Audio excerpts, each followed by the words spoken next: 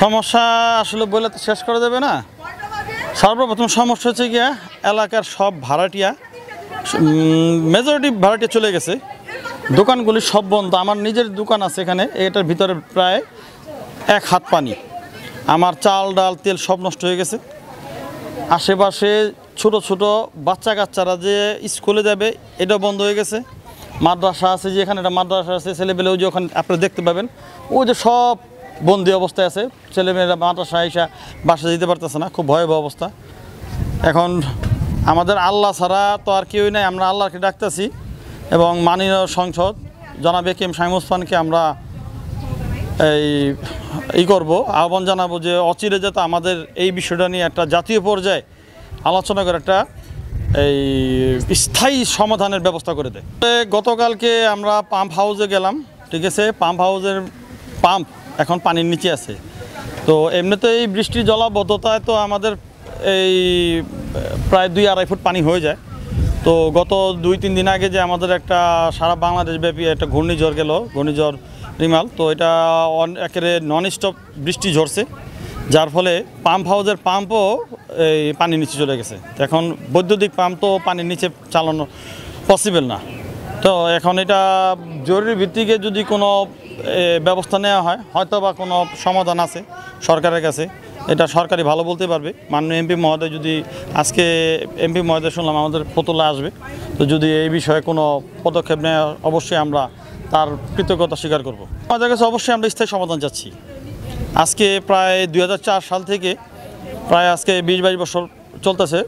তো এই বছরের প্রায় 4 থেকে 5 মাস পানি থাকে।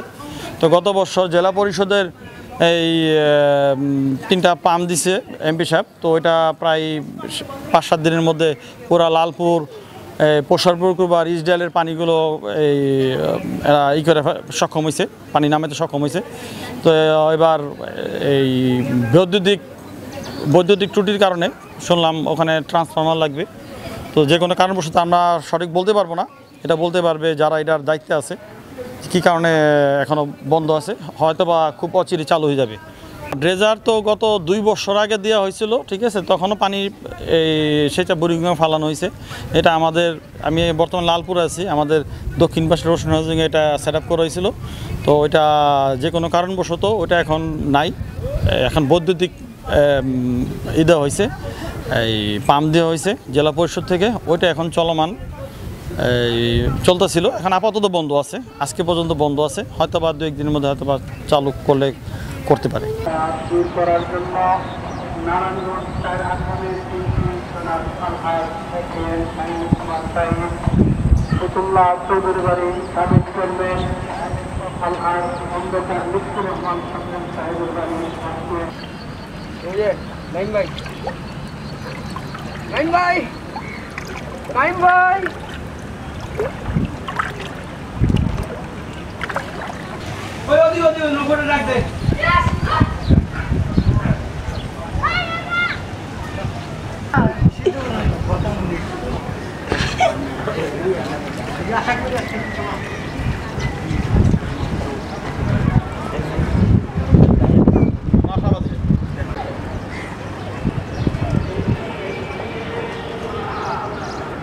ये भाई जेडा चेसन हेडे हो সরেন नो ओका टाइम ले गइस भाई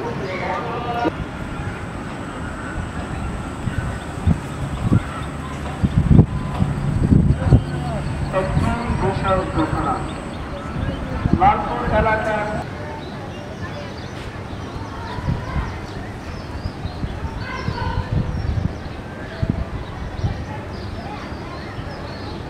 মানুষের কিছু ব্যর্থতা আছে।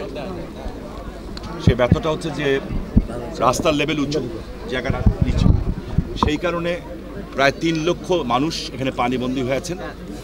গতবার আমরা এখানে জেলা পরিষদের সহযোগিতায়, চন্দনশীল এখানে আছেন, আমরা তার সহযোগিতা নিয়ে এখানে পানির মোটর পাম্প বসিয়েছিলাম 3টা, এবং প্রায় অর্ধ কোটি টাকার উপরে, এবং একটা ট্রান্সফরমার ছিল।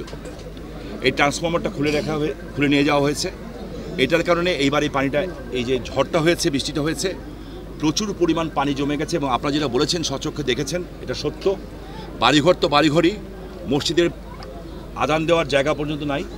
মন্দিরে জায়গা নাই এবং নর্দমার ময়লা পানি এবং বাথরুমের সমস্ত ময়লা যে মসজিদ মন্দিরে সব জায়গায় ঢুকে বসছে।